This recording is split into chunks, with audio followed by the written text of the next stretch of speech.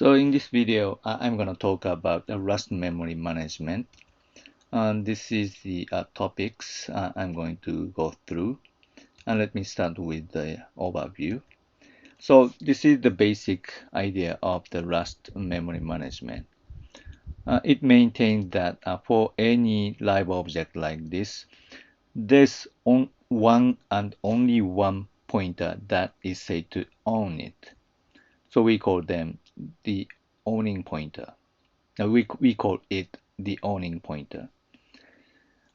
And there may be any number of other pointers, non-owning pointers, which we call borrowing pointers pointing to the same object. But the important restriction or the point here is that these non-owning pointers cannot be dereferenced after the owning pointer goes away.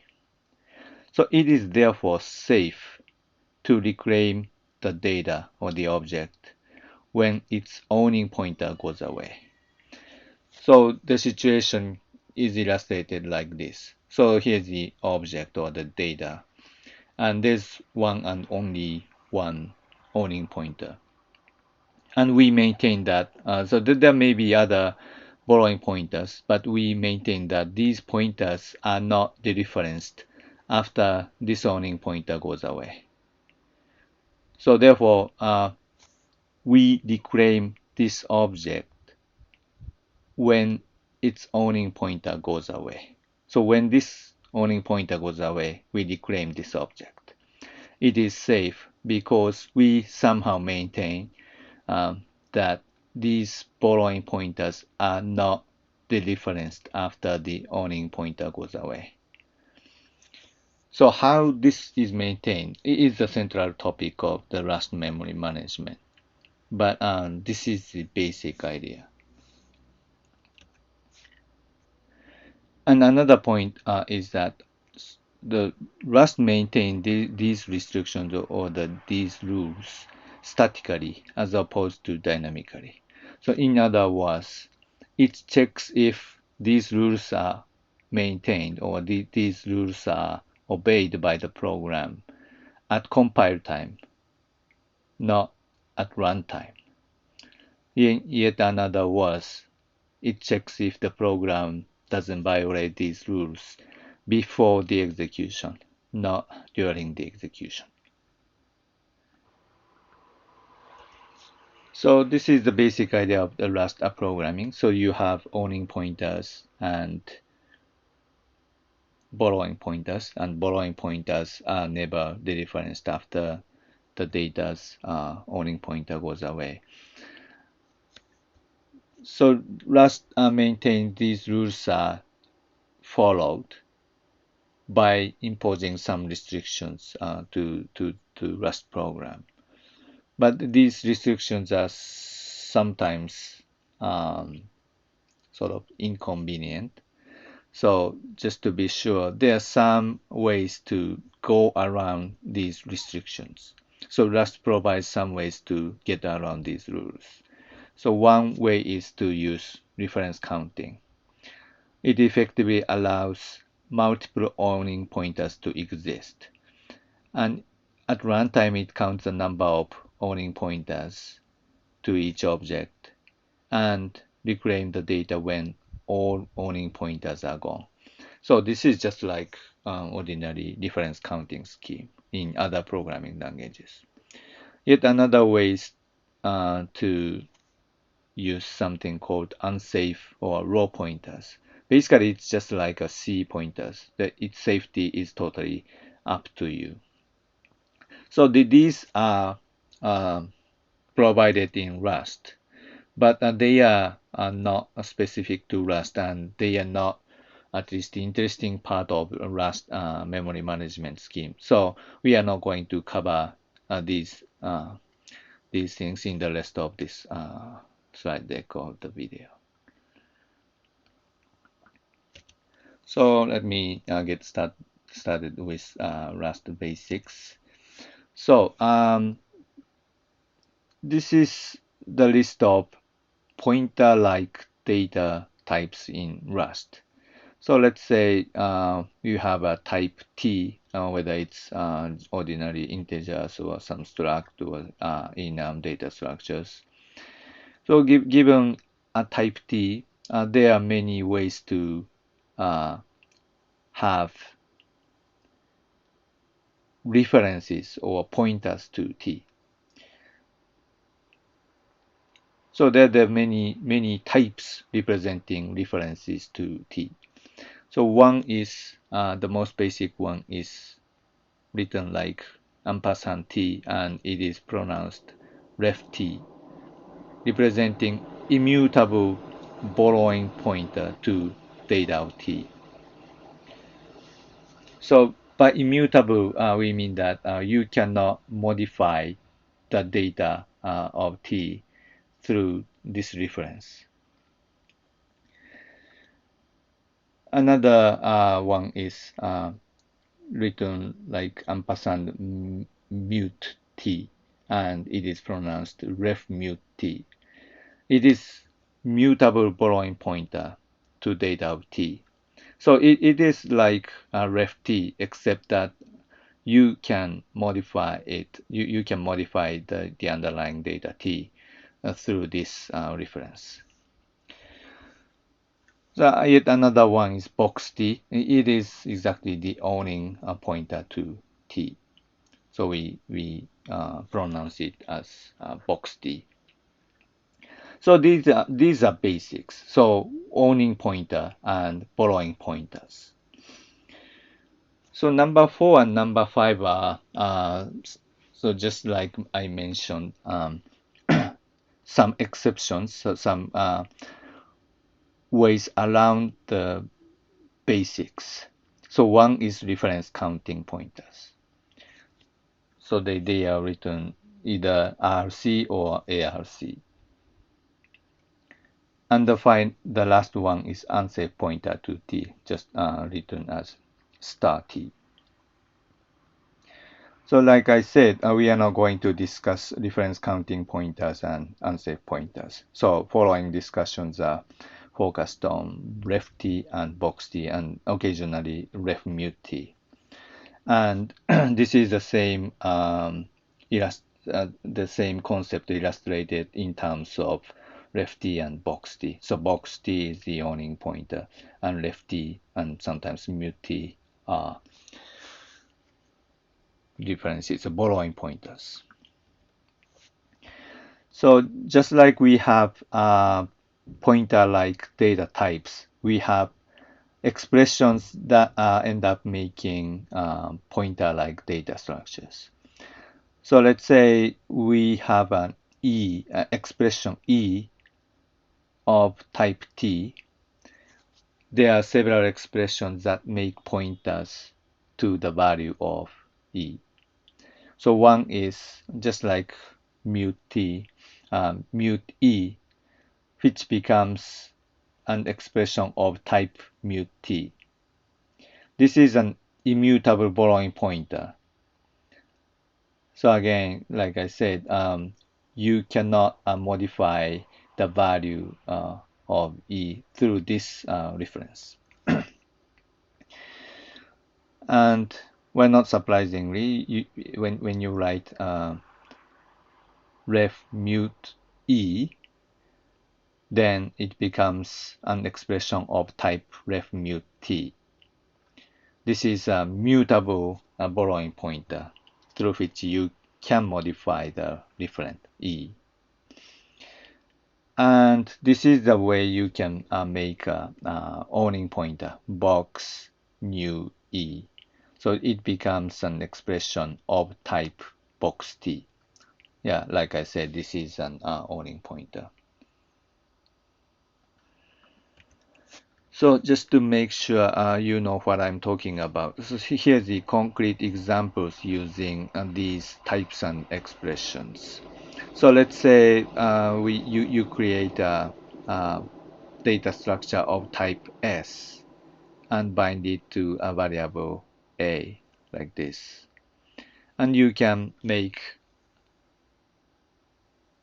immutable reference to A, mutable reference to A, or the another owning pointer to A, just like these. And bind each of these values to a variable. And in this example, we explicitly spell out types of each of these variables. So the first one is obviously of type ref s. The second one is of type ref mute s. The third one is of type box s. So these can be actually omitted in your program. So the types are automatically inferred by these expressions, but I just spelled out them for clarity and for the purpose of explanation. And one thing I have to note here is that this program already violates some rules that has to be imposed by Rust. So this piece of program actually does not compile. It results in compile time error. So after this instruction, let's move on to the next section, which is a somewhat surprising rule about the assignments, which is to say assignments move the value. So what I mean by that is, so like I said, Rust has to maintain that there's only one owning pointer. So in order to maintain this rule, an assignment in Rust moves the value out of the right-hand side, which effectively disallows the further use of the right-hand side as a pointer. So what I specifically mean by that is, so let's say you have an assignment like x equal y. Y can no longer be used after this assignment. So let's take this as an example. So let's say you have an A which points to this data structure S of type S. So obviously you can dereference this A just like A dot X or A dot Y. These are fine. But let's say you have an assignment let B equal A. So this is the important part. So in this assignment, the value moves out of A. So the value moves away from A to B. So what happens after this assignment is, so B now points to this data structure, but A no longer does. So therefore, it is not okay to dereference this A just like A dot X. B dot X is now allowed. So this is what I mean by the assignments move the value out of the right hand side.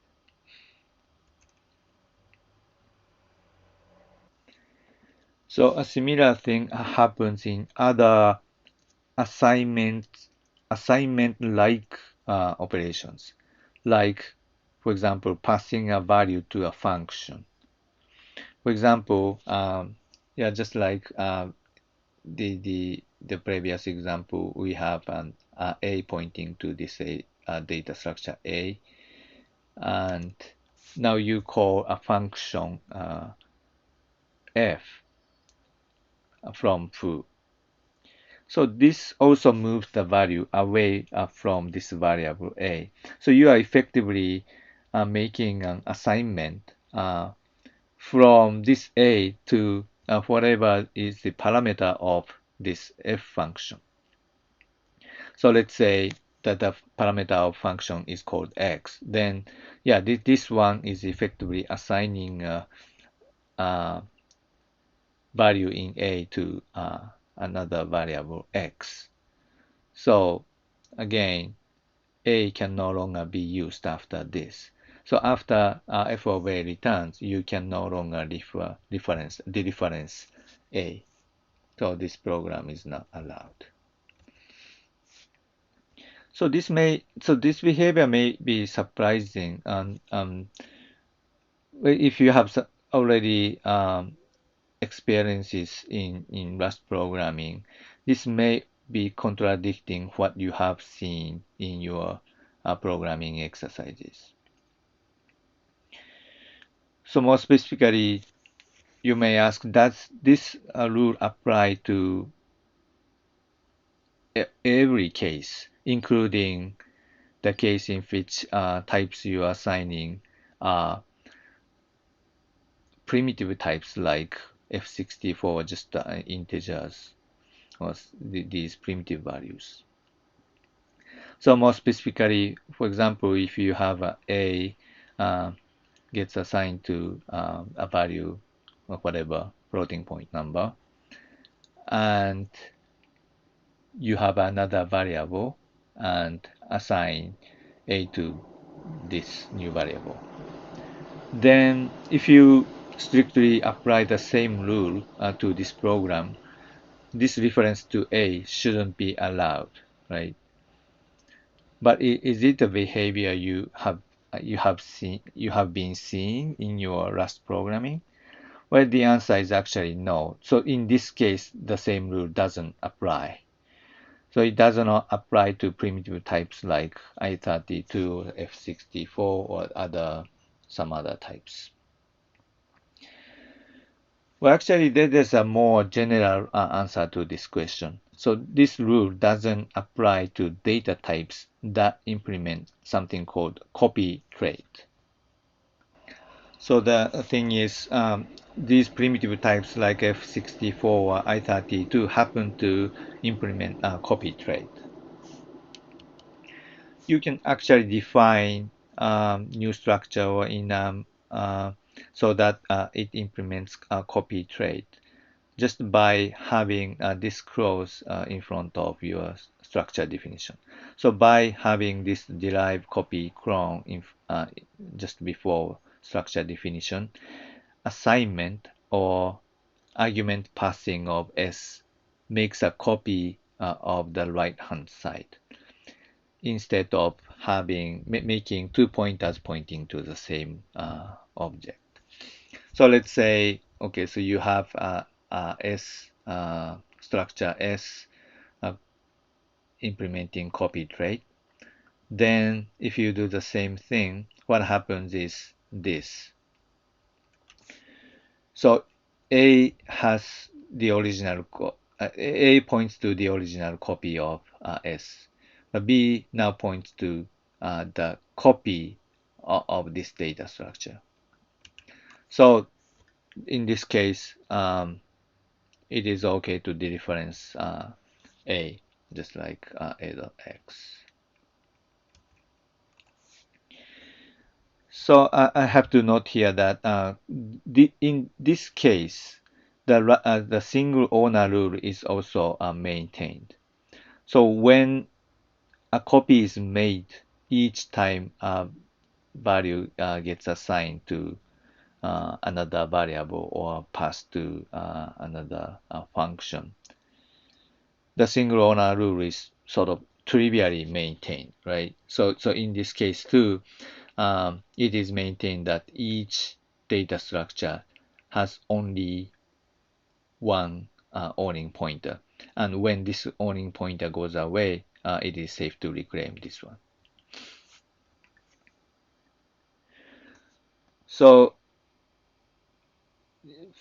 for data structures implementing copy trait, memory management is in a way trivial. Or it at least doesn't complicate Rust memory management scheme in any ways because the single owner rule is still maintained.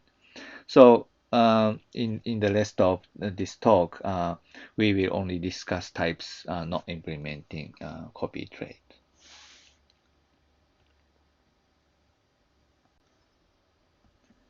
So now let's talk about boxd or the owning pointer type. So like I said, this is how you make an owning pointer or boxd value if you are given b of type t. So just like other function calls, box new v also moves the value out of v and the resulting expression becomes the owning pointer. So when you have something like this again, and when you make a box new A and assign it to O, now O becomes the owning pointer, and you can no longer dereference A. So A dot X is now not allowed. If you want to dereference O, then the formal way of writing the dereferencing box pointer, box T, is like this: star O dot X. But actually, you can abbreviate this expression to just O dot X. So this is formally an abbreviation of star O dot X.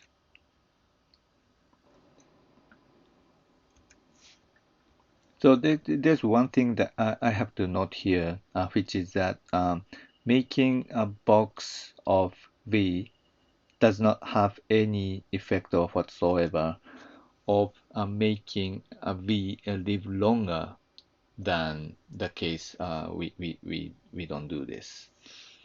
Specifically, so A is just the owning pointer. So like I said, when this A goes out of scope, V will be gone. So for example, when you make a data structure of type S assigned to A, and then you call a box value out of A, because this P goes out of scope at the end of this block, this data structure will be reclaimed here too. So this is exactly the same as what would happen if we simply assign A to P without making box new. So in this case too, S will be reclaimed at the end of this block. So I'm explaining this because this new, yeah, maybe suggesting something else if you are familiar with C or C++ programming. So in C++ programming, if you um, say something like new, then the responsibility of reclaiming this memory is totally up to you. So nothing particularly happens at the end of the scope holding the pointer to this newly created pointer.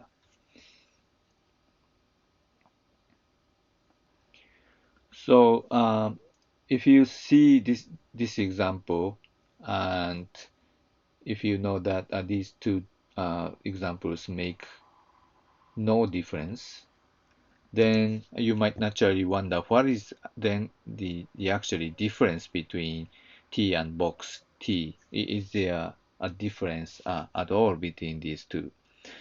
So as a matter of fact, for any value V of type T, you can only have you can have only one. I'm sorry. So you can have one and only one a variable that refers to V, which is either of type T or a box T. So you can have a variable pointing to this V of type T, or another a variable of type box T, but not both, right? So in that sense, so you can think of T as just another kind of pointer to T, just like box T. So a variable of type T is actually another pointer like data type pointing to the value of T. So is there any reason why Rust has to have both T and box T? This may be a natural question to ask. So actually, the distinction becomes important when you reason about data layout. So this is something that is explicitly stated in Rust specification. So when you have a field of a particular type T in another struct, then this T value is embedded into S. On the other hand, box T is, well, in terms of the representation of the data structure, it is literally a pointer. So in this case, so you have field P of type box T. P points to a separately allocated data structure T. So this is where a T and box T become significantly different. And in particular, this restriction becomes very, very important when you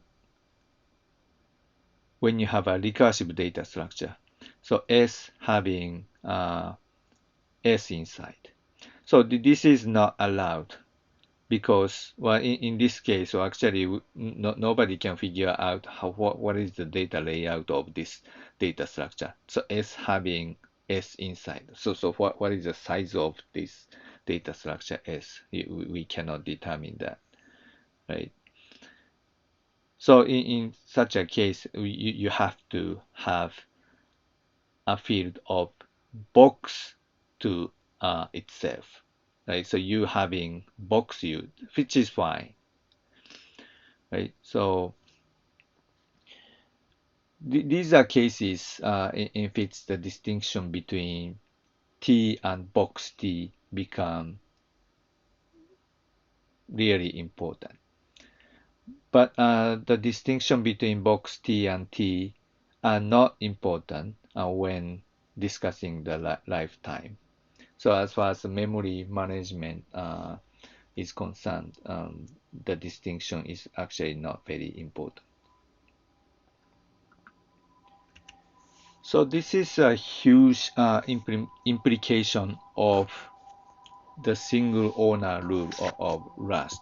The rule that states there's only one owning pointer to any data structure, which is that if you are using only owning pointers, not borrowing pointers at all, if you are using only owning pointers, which is either T and box T, you can make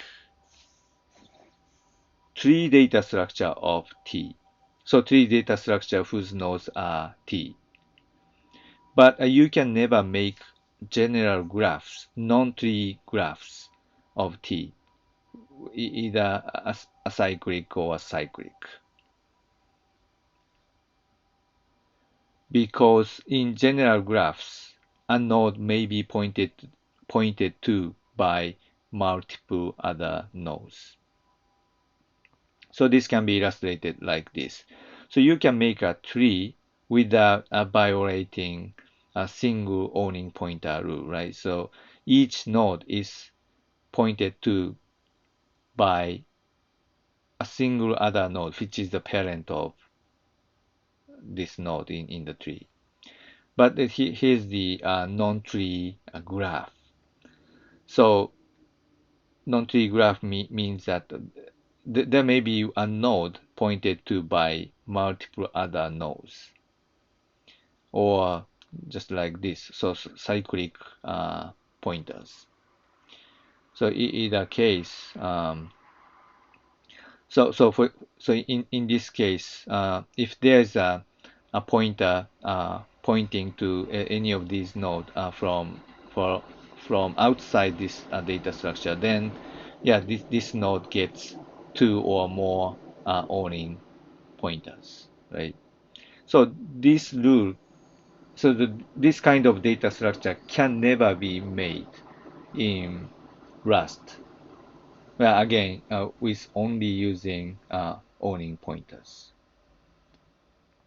So if you want to make general graphs, non-tree graphs of T, you have to use either uh, ref T to represent edges, or more simply, you want to make just a vector of T to represent nodes and represent edges by a vector of pair of integers. So you are effectively using integers to point to a particular node. So you can never represent a general graph data structures in which edges are represented by direct owning pointers to nodes. This is a huge implication. So you shouldn't waste your time trying to figure out how to do that, right?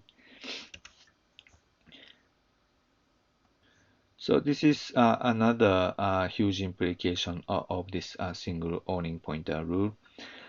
So which is that with only owning pointers again, no two names in the same scope ever refer to the same object. So more specifically, so to take a look at this example in which you have two incoming parameters of a function, both of type box T. So these variables A and B below never refer to the same object. So this is actually a very good news for the compiler, which is trying to optimize the memory accesses through these pointers. So ordering them to maximize performance. But these optimizations are typically hindered by the possibility of A and B actually pointing to the same object. And also, it is sometimes a useful property for the programmer to avoid some mistakes. So when you write a program like this, you often implicitly assume that A and B are pointing to different objects. But sometimes in other languages, they may be actually pointing to the same object. But you sometimes forget these corner cases. So in a way, in Rust, this never happens. So it may be a useful property to avoid such mistakes. So now let's move on to the left T type or the borrowing pointer type, the discussion on borrowing pointers. So like I introduced earlier, the important point about borrowing pointers that it cannot be dereferenced after its owning pointer is gone. So let's see how this actually works in a simple example. So let's say we have a function and we have a variable of ref s, and we have an inner block in which we have first of all have another variable of the same type, so ref s, and now we allocate a data structure of type s. So we have two references, and now we have one actual data structure and a variable pointing to it. So this is the owning pointer. So you can make a borrowing pointer to this data structure by ref A, and you can assign it to B.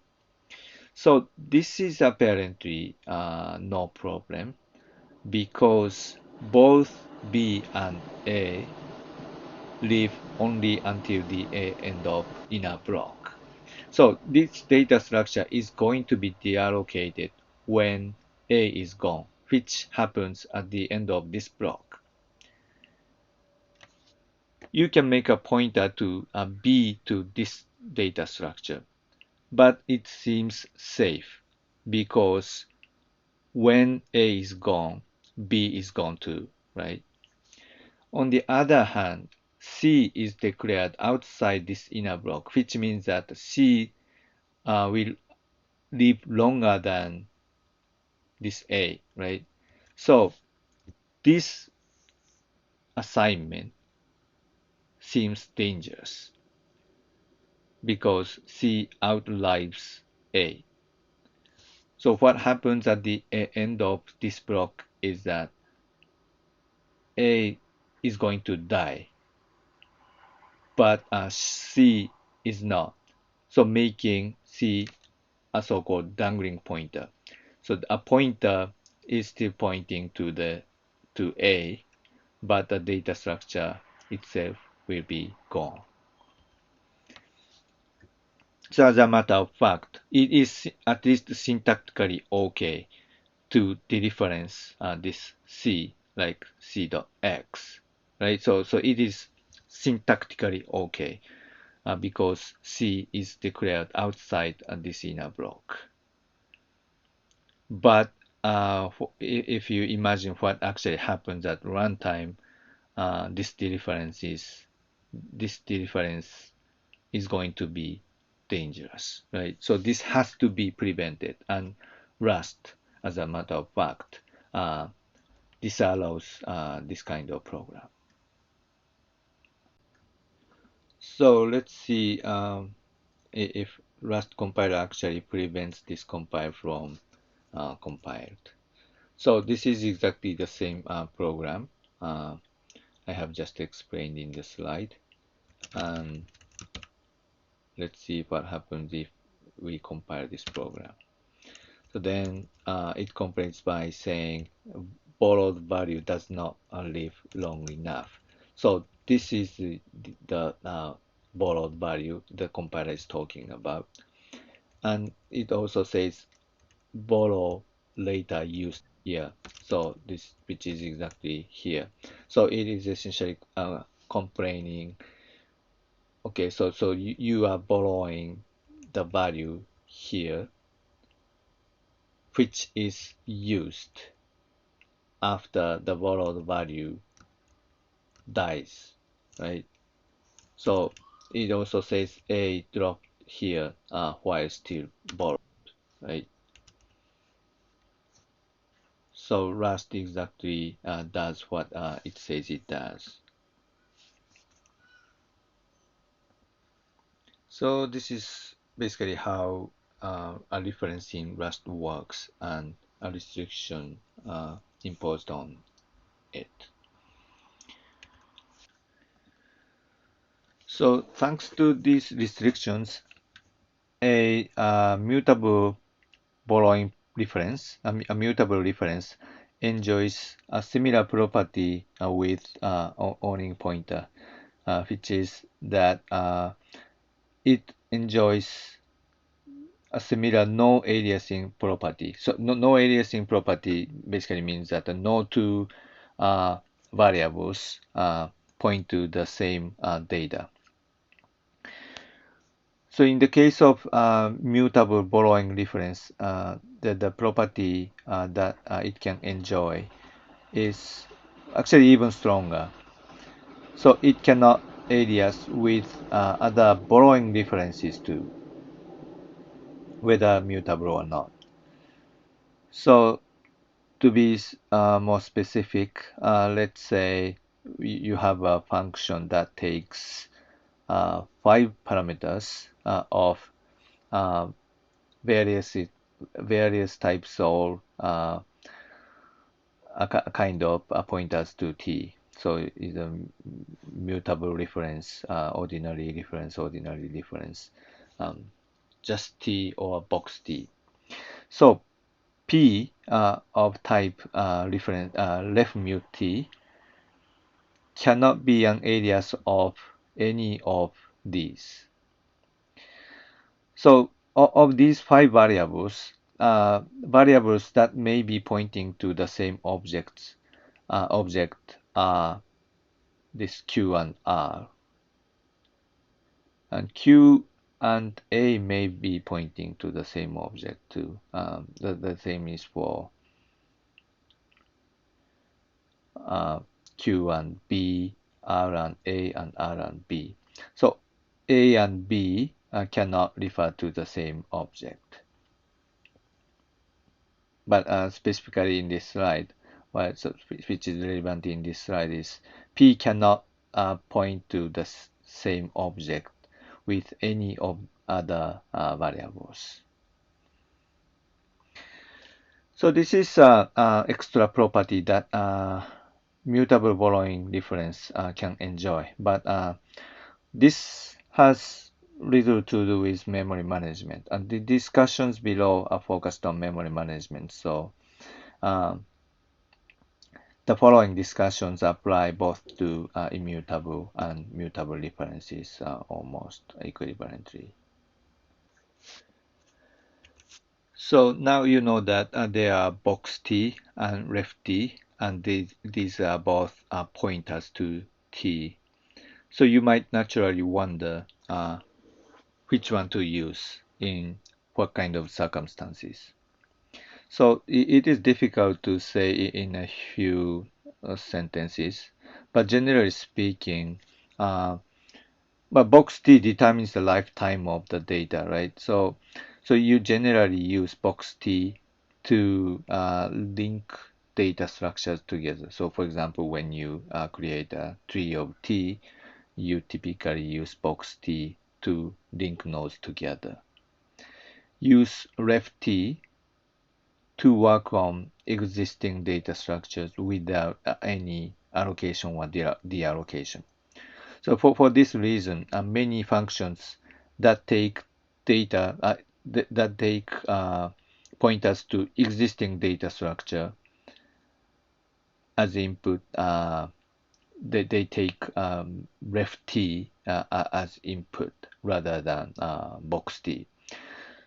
So if a function takes as its input a box T rather than a ref T, it is a sign that that function has something to do with the allocation of this data structure. Well, at least that function determines the lifetime of the data pointed to by the incoming parameter of box T type, right? So if a function is just working on an existing data structure without affecting so without allocating or deallocating any data structure, then yeah, it's going to take simply ref T.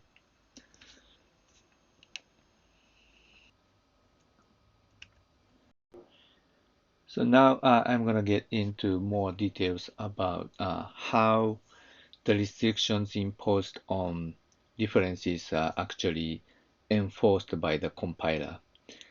So the part of the compiler that enforces these restrictions is called the borrow checker. So I'm going to talk about how the borrow checker actually checks if the program actually follows the rule imposed by the by the compiler.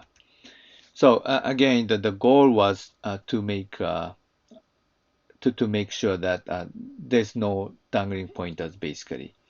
But let me begin by making a subtle distinction between making a dangling pointer and what the borrow checker actually tries to detect. So it's not really a creation of a dangling pointer per se that it is checked by the borrow checker, but the differencing of such a dangling pointer. So let me illustrate the subtle difference between the two by using this example.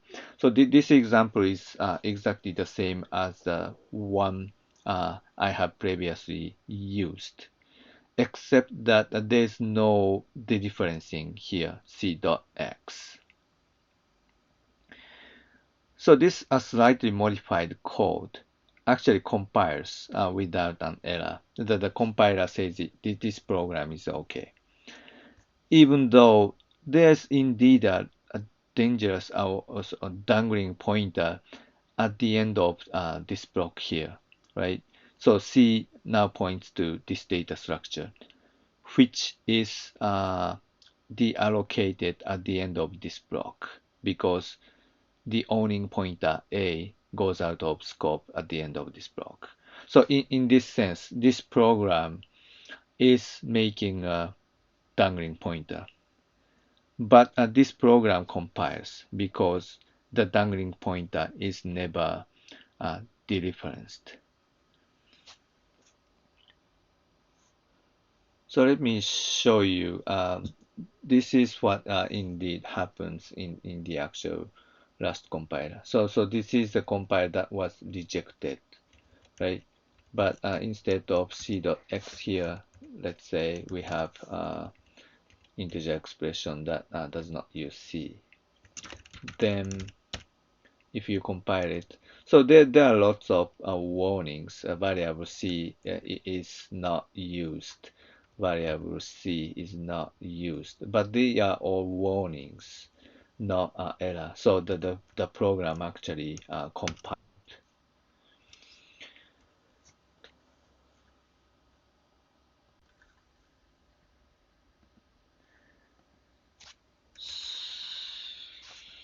So this is a more precise statement of how borrow checkers actually work. So for each borrowing reference of type ref_t or ref_mut_t, Rust compiler determines the lifetime of data it points to, which we call different lifetime, as part of its static type. So let's say we have this program and we have two variables of differences.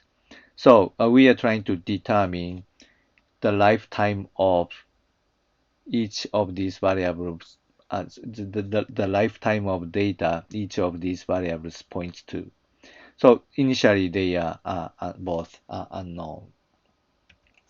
So whenever we have an assignment between borrowing pointers like p equal q, we equate their different lifetimes. So it is a natural thing to do, right? So because now they point to the same data, different lifetimes of these two variables have to be the same. So for example, we have b equal ref a. So in the case of ref a, because a is an owning pointer, the lifetime of ref a is exactly the lifetime of a, which is at the end of this block. So let's call the end of this block alpha. So using alpha, we say the different lifetime of ref A is alpha, which is the end of this block. The point A goes away. So now, so different lifetime of B becomes alpha 2. Similarly, because we have an assignment C equal B, and B's different lifetime is alpha, then C's different lifetime becomes alpha 2. And now we have a dereferencing expression here, and dereferencing a borrowing pointer P, like P.x, is allowed only within the P's different lifetime. So in the case of this expression C.x, now we know that C's different lifetime is alpha, which is the end of this block, until the end of this block, and we are dereferencing C outside or after the lifetime of different. So it's detected as an invalid dereference. So this is essentially what the Rust compiler is doing. And the Rust compiler has to be able to do something like this for all programs, not just the one I have just shown. So not only the very simple program I have just shown. So for that to happen, programs using borrowing references sometimes have to help compilers reason about their different lifetimes. In particular, this must be done for programs using uh, functions that are called from unknown places or function calls to unknown functions and data structures and all these general programming constructs. So to this end, the programmer sometimes has to annotate reference types with their different lifetimes. This is where the last program is somewhat difficult to comprehend from programmers who are not very familiar with this concept of different lifetimes. But before getting into how you actually annotate different reference types with their different lifetimes, so how you actually annotate your programs, let me explain why this annotation, so something like this annotation is necessary. So why the Rust compiler cannot figure everything out by itself. So the basic problem is, for example, how to check if the following function is valid or not. So whether the compiler uh, should reject or accept a function like this. So it takes uh, two references and make a pointer from P to Q. So we like to judge if making this pointer is okay or not without knowing all its callers. So basically because we want to support separate compilation, we have to be able to check if this program is valid or not without knowing how this function could be used elsewhere. You can easily understand so whether this is safe or not depends on the context. What kind of pointers are passed by its caller, right? So for example, if this function is called in this kind of context, uh, so again, so recall that this function effectively makes a pointer from the first argument to the second argument, right? So in this case, it makes a pointer from C to B, C pointing to B. But C lives longer than B, right? So B goes out of scope at the end of this block. But C is still alive after the end of this block. So this is going to be not okay, right? So C dot X dot Y. So at this point, uh, B is already gone, right? So C dot X is going to be dereferencing dangling pointer.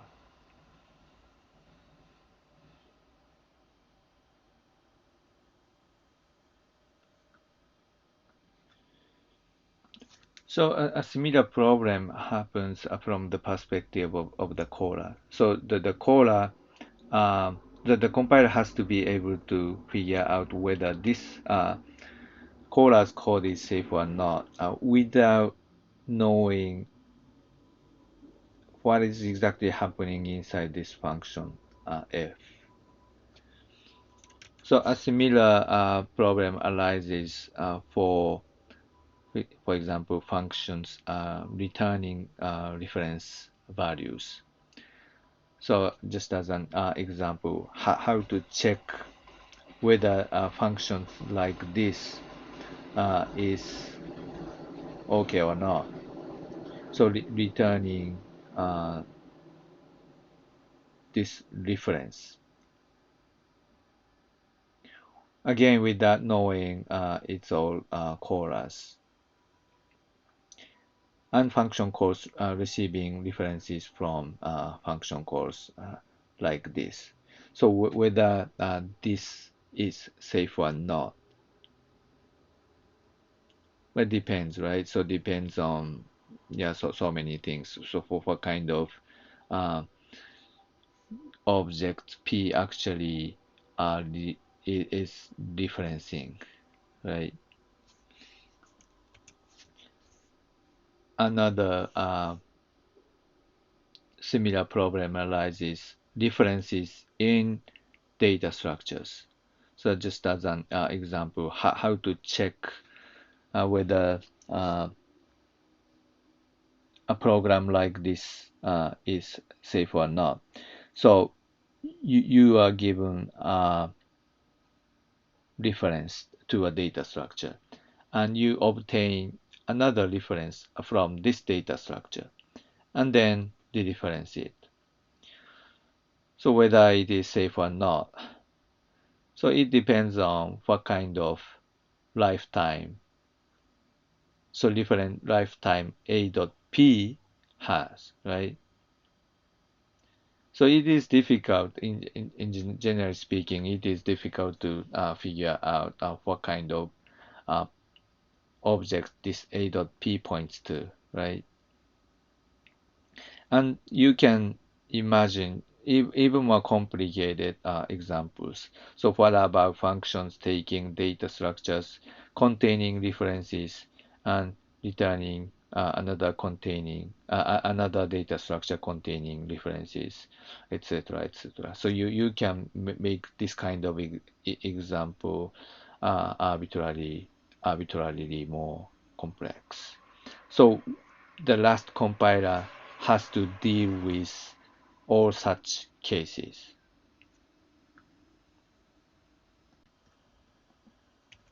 So to address this problem, reference types in Rust carry something called lifetime parameter, which represents their different lifetimes. So the syntax for lifetime parameter is something like this. So this is a syntactical extension to type expression. So reference to t used to be just ref t, right? But we add this lifetime parameter tick a. So now the syntax is ref tick a t, which represents a reference to t whose lifetime is tick a. A similar syntax for mutable reference, ref tick a mute t, which is somewhat very pathological already. So this is the same as ref tick a t, except that you can modify data through this pointer. So the situation can be illustrated like this. So a variable or an expression of type ref tick a t is a reference to t who lives until tick a. So this is what this type represents. So like this, actually every reference carries a lifetime parameter in Rust. Though there are places you don't actually you don't actually have to spell out them. So in those places you can omit them, and the compiler infers the lifetime parameter. So roughly speaking, you have to spell them out explicitly in function parameters, return types, and struct or enum fields. And you can omit them for local variables, which are generally speaking inferred by the compiler automatically.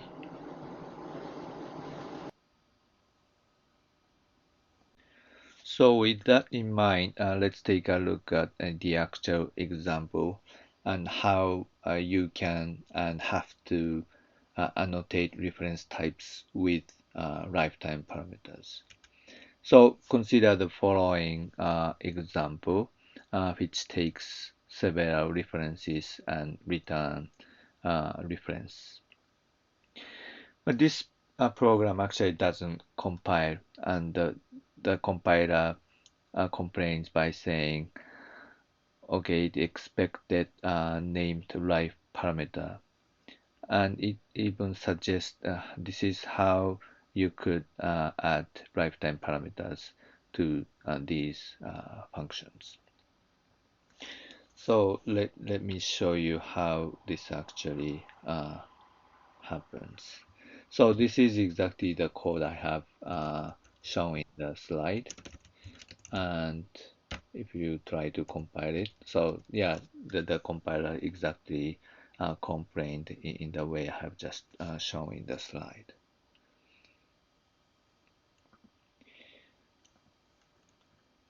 So again, before getting into superficial way of fixing this problem so that the last compiler doesn't complain, let me explain why you need an annotation. For what is the fundamental reason why the last compiler needs an annotation?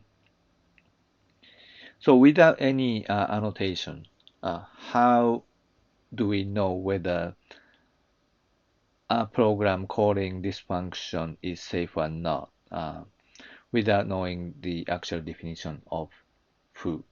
So again, we are assuming a separate compilation. So we do not assume that we can take a look inside the definition of the function foo. So if you do not know what happens inside a foo, uh, it, it, it is obviously difficult to determine if the referencing this R is safe or not. So you are passing through three different references, right? And depending on which of three differences foo returns, this the difference might or might not be safe, right? So if foo happens to return a reference to A, then it's safe, right? But otherwise, it's not safe. So obviously, we cannot determine the safety of this function without knowing at all what kind of references foo might return, right? So essentially, the compiler complains by saying, tell me what kind of lifetime the return value has, right? So the approach taken by Rust is to make that kind of information part of the function's type and expose it to the caller of functions. So this is where the syntax for lifetime parameters come in. So for the concrete syntax, it is written like this. So first of all, you can introduce any number of lifetime parameters, and you can use these lifetime parameters as part of uh, difference types, just like this. So here's one way you can attach lifetime parameters of the function in question, the function foo we are discussing. So in this case, we introduce a single lifetime parameter and say different lifetimes of all these parameters tick A. And we also say the different lifetime of the return value to be the same, it to be tick A as well. So if we do this, the net effect is that we say the return value of this function is the shortest of the three parameters you are giving to this function. So for why this happens, so generally speaking, like I said before, whenever we have assignment or an assignment like function like passing a value to a function, basically different lifetimes of left hand side and right hand side become equal. So what happens if the Rust compiler is given a function called like this is that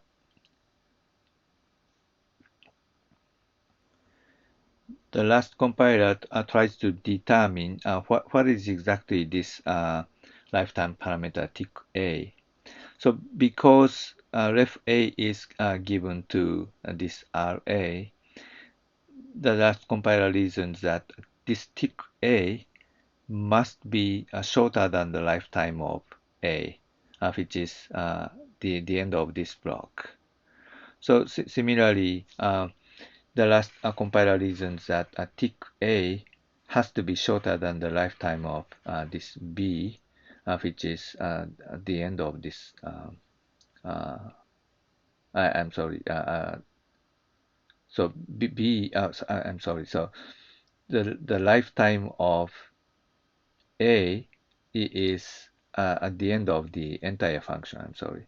And B's lifetime is at the end of this block, and C's lifetime is at the end of this block. So the last compiler reasons that this tick A has to be shorter than any of these three.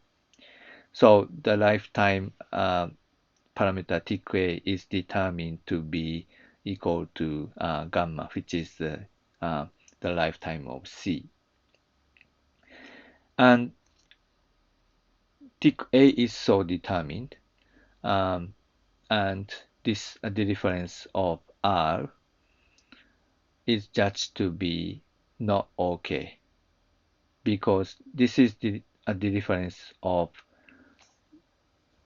difference whose different lifetime is gamma here, and this difference happens after this gamma. So this is judged as invalid program.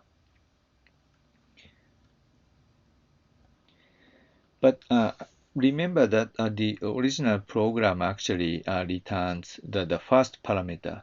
So in this particular case, it returns a pointer pointing to this A variable. So actually this difference shouldn't be dangerous, right? So the problem here is this annotation is not necessarily capturing what foo actually does.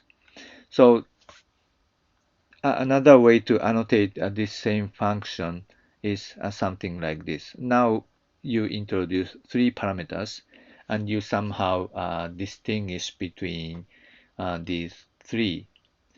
And more importantly, it signifies that the return value has a reference whose reference lifetime is the same as the first parameters reference lifetime, tick A. So now what happens? So the last compiler tries to determine what is tick A, tick B, tick C in this call site. So because now we have three separate variables, tick A is determined to be the lifetime of A, which is the end of this entire block, right? So this the difference. So R now becomes so R's different lifetime now becomes alpha, so which is the end of this entire block. So the difference is now determined to be safe. So in this way, one important role of this lifetime parameters is to tell its caller a part of the information about what this function does. So for what kind of differences that this function returns. So the other important aspect is to check if the function actually does what it says it does. So what if you try to fool the compiler by returning RB when you actually declare it to be returning the same a reference having the same different lifetime as the first parameter. So what happens is that the compiler rejects this code when it looks at returning RB of type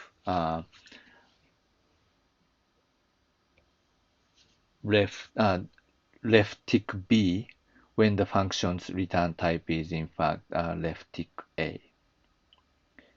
So in generally speaking, the compiler allows assignments only between differences having the same lifetime parameter. So just as another example, consider we rewrite this piece of code into something like this. So originally foo returns a reference, but now bar takes a reference to a reference. And so now bar takes a reference to a reference and assign A to the reference to the reference. Right. So together that these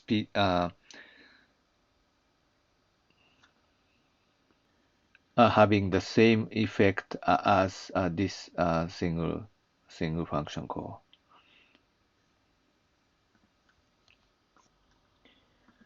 So again, the question is how to specify the lifetime parameters of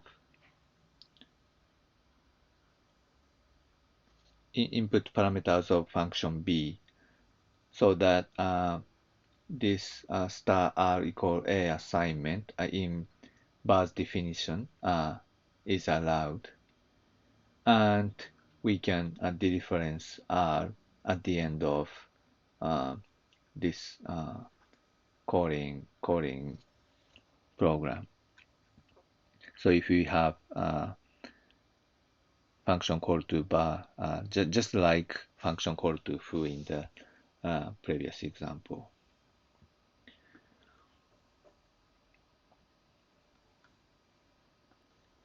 So in order for this program to be compiled, we have to tell the compiler that R points to A after this function bar is called.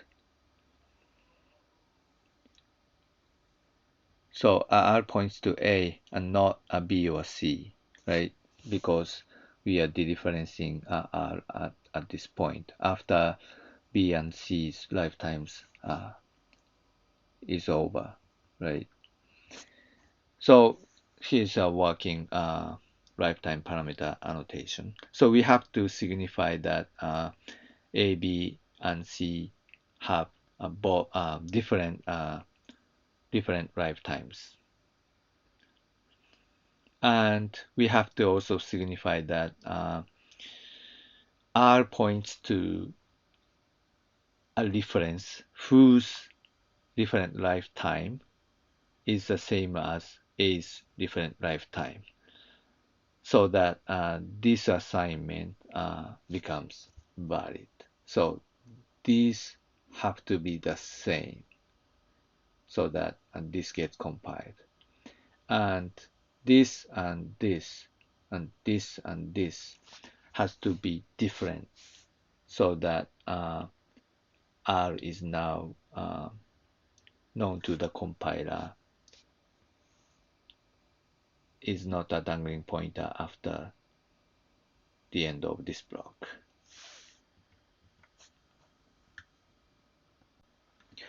So now we'll talk about how to write Rust programs using data structures containing references in it.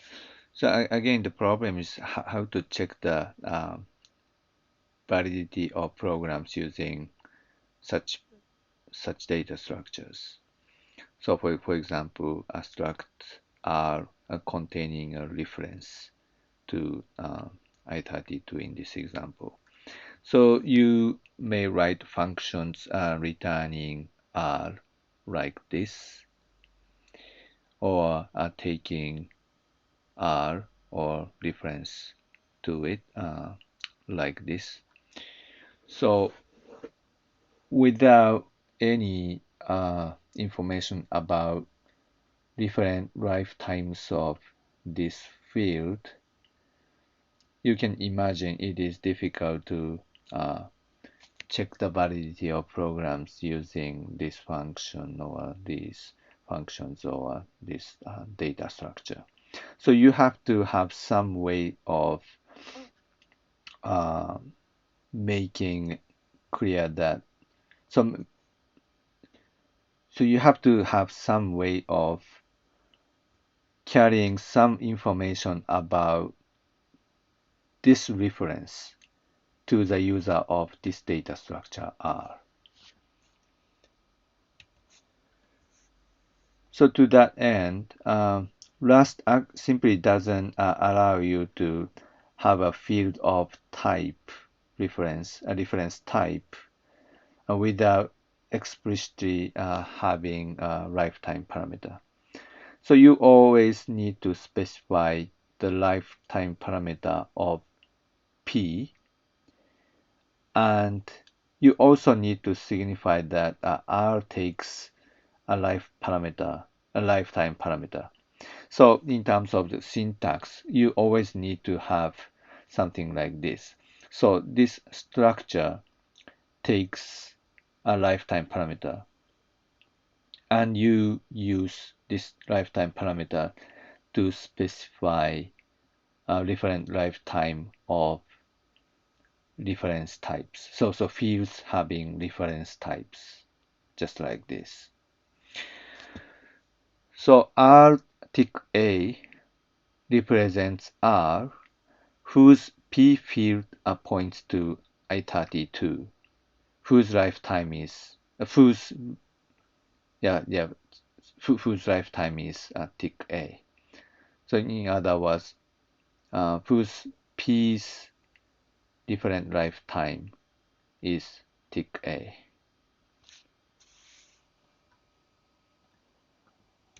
So let me give you a concrete example. So let's say we like to have a data structure, the data structures T, whose only field is X of type I32, and another struct S having a reference to T. and a function, let's call it make s, which takes two um, differences to t and returns s whose p field points to the first parameter.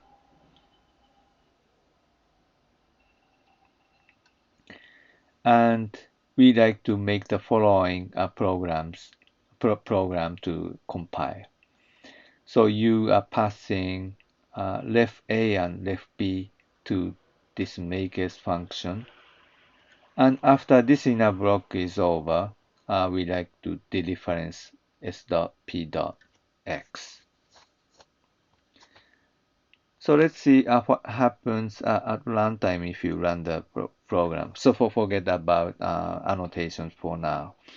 So make s takes two parameters, and its return value is data structure s, whose p field points to the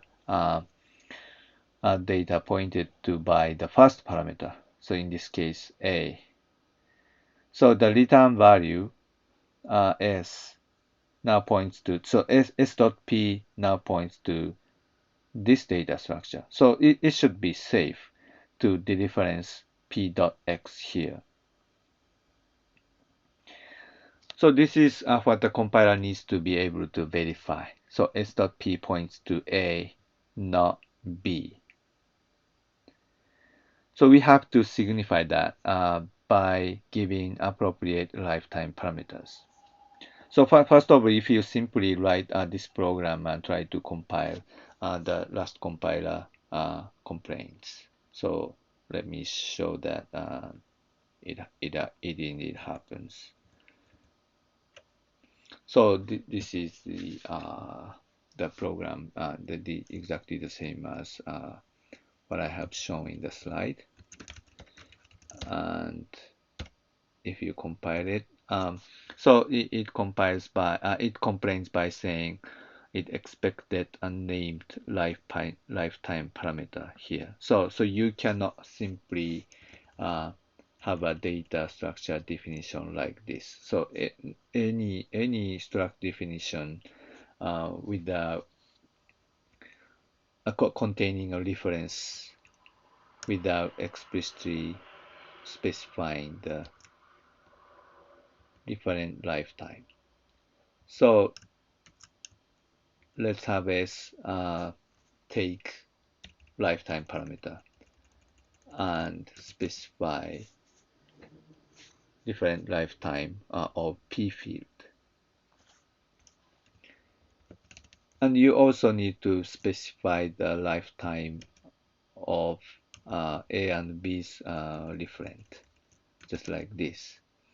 And the important point here is that you have to signify that the return value is S tick A, not S tick B, to signify that return value, what you get here, has a p field whose different lifetime is the lifetime of this data structure, not this one, so that it is safe to dereference p field here. So this should compile. I'm sorry. So this is a syntax error. So you have to explicitly specify lifetime parameters. Make a take. So you get some warning complaining about B is not used, but otherwise there's no errors. So this program successfully compiled. So the last was able to figure out this dereference is safe. In other words, s.p is pointing to this data structure, not this one.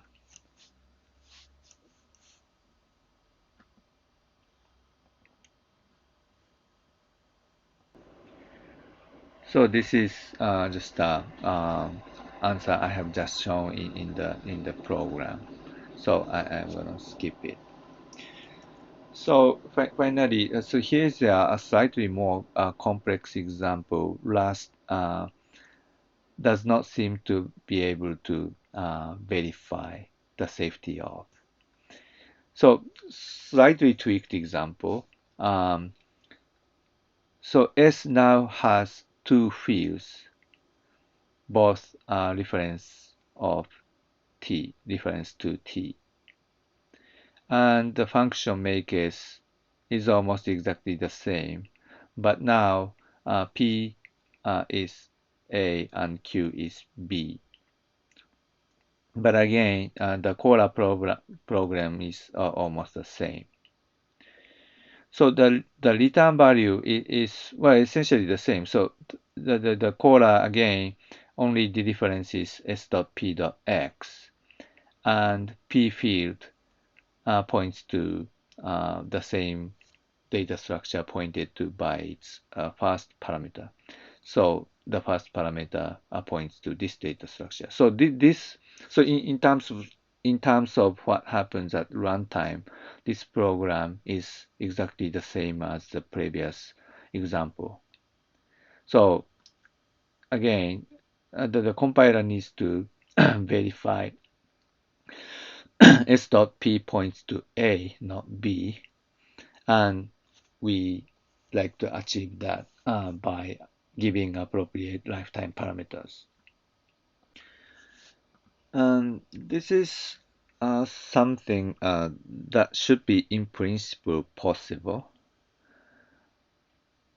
So here's the answer that I thought should work, but actually didn't.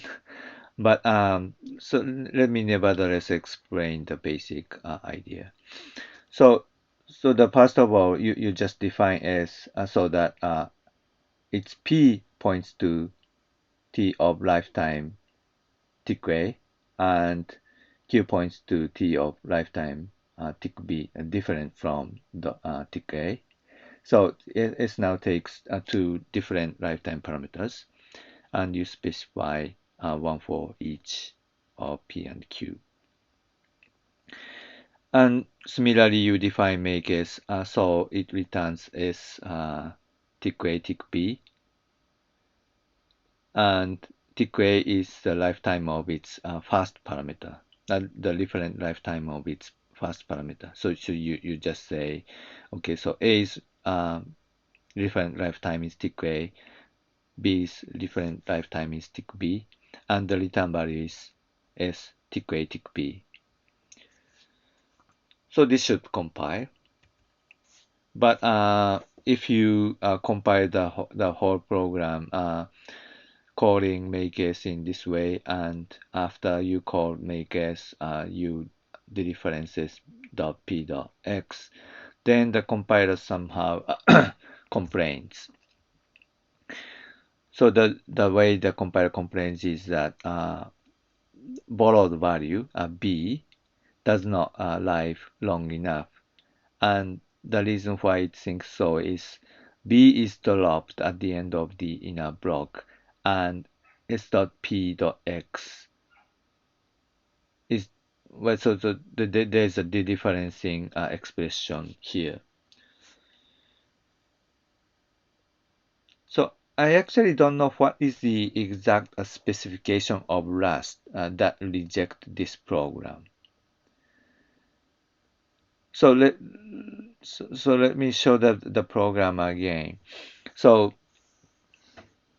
there's actually no fundamental reason why the Rust cannot figure out this program is safe. So make S has this type, right?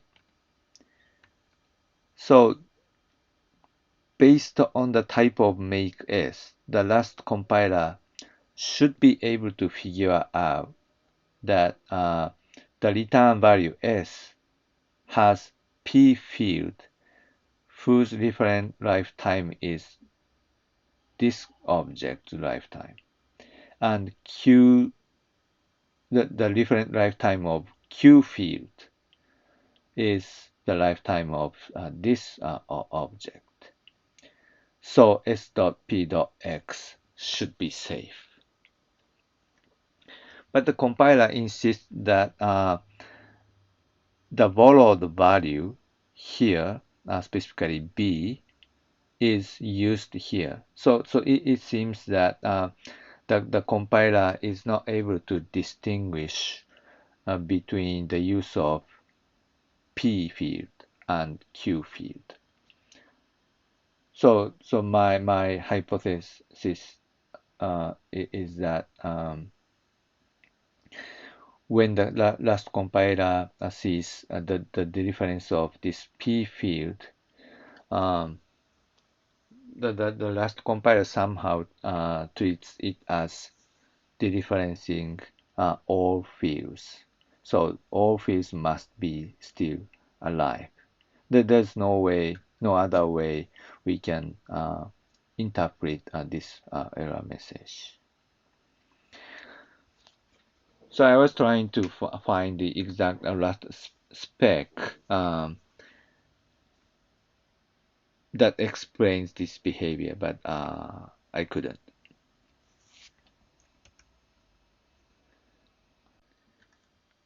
Anyway, so let me conclude this chapter, the entire video, by summarizing how Rust achieves its claimed safety. So before getting into Rust, so why memory management is a difficult issue, so not a trivial issue, whether it's Rust or C or some other languages. So basically, every language wants to prevent dereferencing a pointer to an already reclaimed memory block. So dereferencing so-called dangling pointers. Right, so no matter which language you are talking about, this is basically what you want to guarantee. So this problem would have been trivial if you could reclaim V's referent as soon as V goes out of scope. So just to illustrate, let's say V points to data. So that the problem would have been trivial if it is always safe to reclaim this block at the time V goes out of scope. So in this particular example, if so so this is the point where V goes out of scope. So there's nothing difficult if it is always safe to reclaim this block at this point, right? But of course, this is not the case, and this is exactly the reason why memory management is very difficult. Because with referent, this memory block may still be reachable from other variables when V goes out of scope. So this is a very simple example that shows this is not in general the case. So we have a variable P that lives longer than V, and P now points to the same data structure V is pointing to. So in this setting, it is obviously not safe to reclaim this block when V goes out of scope, right? So through this pointer P, this block may be used after V goes out of scope. So this is a very simple example, but you can imagine arbitrarily more complex example. So this data block may be reachable from some other variables by traversing pointers so many times to reach this block, right? So there are three different approaches: C or garbage collection or Rust. So C or C++ says it's basically up to you. So V points to this data structure, and there may be other pointers pointing to somewhere inside this data structure. So whether you reclaim this memory block when V goes out of scope is up to you. And if you somehow reclaim this memory block, whether you later dereference this pointer is again up to you. So safety is all up to you. Garbage collection says, well, so if there's some data structure that is reachable from some other variables, I retain them for you. So if V is gone, some part of data structure may become indeed unreachable, which will be reclaimed by the garbage collector. But if some part of the data structure is reachable from some other variables, yeah, I retain them for you. Garbage collector basically tries to retain all the data structure that are reachable from any variable. This is what garbage collector is doing. Rust takes somewhat more complex and interesting approach. So when V goes out of scope, if this V is owning pointer, then I reclaim what I call TV, which is all data reachable from V through owning pointers.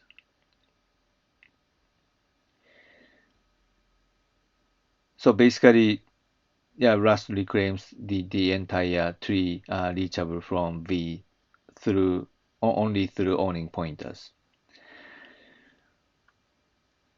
So one important thing about Rust is okay, but this data structure or part of it may be reachable from other borrowing pointers. But Rust nevertheless guarantees that a reclaimed memory block, this data block, is never accessed through this borrowing pointer after V goes out of scope. How Rust achieved it? This is what I have been talking about in the entire slide deck.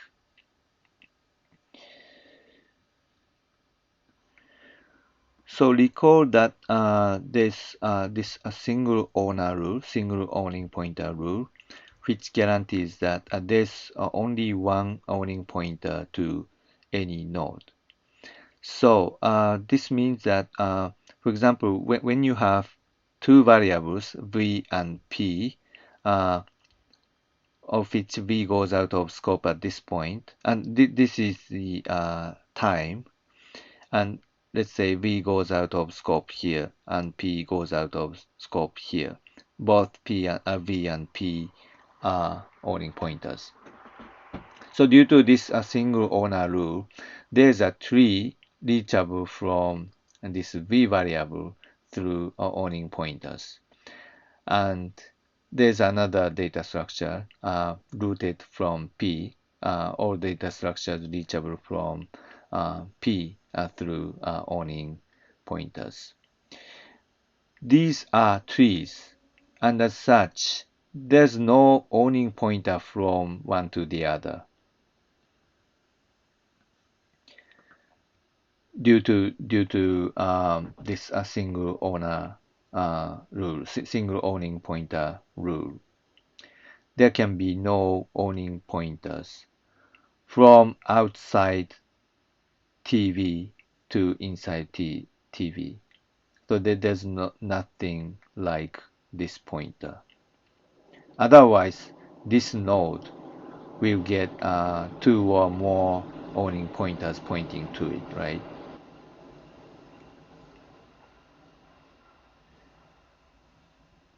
So this rules out the possibility that when V goes out of scope, there's still a dangling pointer, dangling owning pointer to anywhere inside TV, right?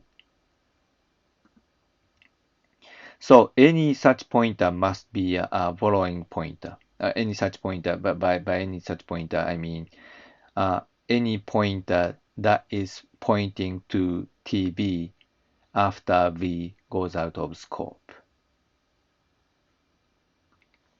So now what we need to guarantee is that after V goes out of scope, this pointer is not going to be dereferenced.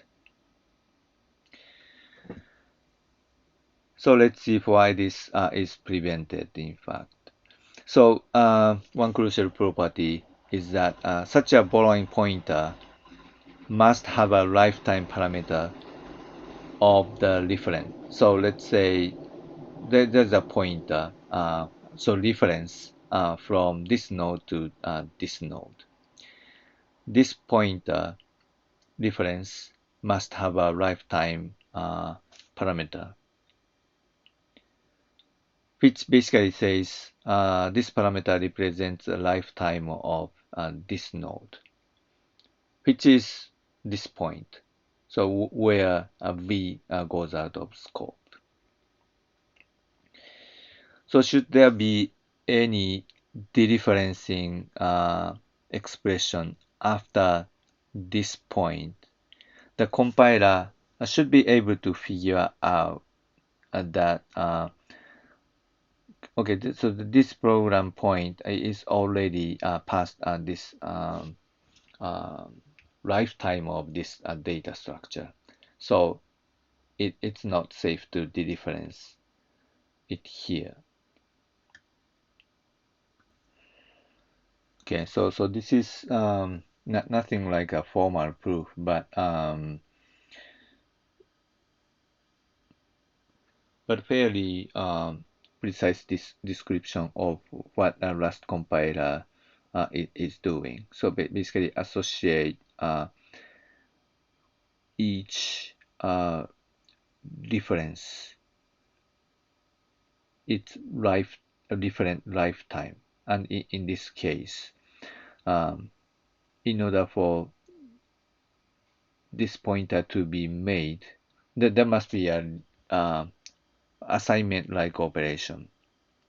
And for that assignment-like operation, this lifetime parameter has to be equated with the lifetime of this data structure, which is the end of